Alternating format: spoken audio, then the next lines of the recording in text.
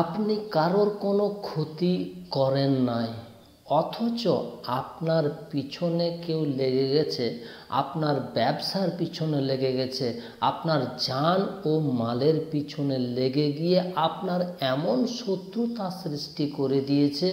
এই শত্রুতার কবল থেকে বাঁচার জন্য আপনি কোনো রাস্তা খুঁজে পারছেন না আপনি তাকে টাকা পয়সাতে, পারছেন না আপনি তাকে লাঠিতে, পারছেন না আপনি তাকে শরীরের ক্ষমতাতে। চিন্তার কোনো কারণ নেই।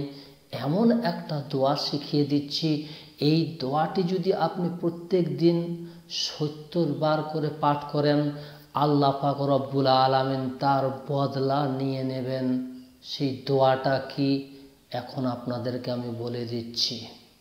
সূরা লাহাব অর্থাৎ তাব্বাত ইয়াদা আবি লাহাবিন ওয়া তাব, এই সূরাটি আপনি প্রত্যেক ফরজ নামাজের পরে ৭০ বার করে পাঠ করবেন।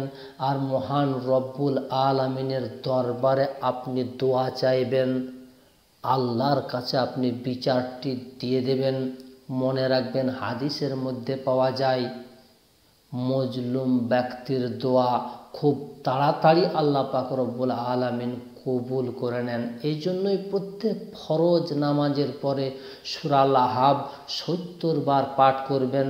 দুশমনের যে চিত্র, তার যে আকৃতি, এক কথায় তার স্বরূপটা অন্তরের মধ্যে জাগ্রত রেখে আপনি ৭০ বার সূরা লাহাবটি পাঠ করে আল্লাহর কাছে আপনি দোয়া চেয়ে বিচারটা দিয়ে দেবেন। আল্লাহ পাক রব্বুল আলামিন বদলা নিয়ে নেবেন। আপনি বেঁচে যাবেন শত্রুর অনিষ্টতা থেকে, শত্রুর শত্রুতা থেকে, ইনশাআল্লাহ মহান রব্বুল আলামিনের ইচ্ছায়।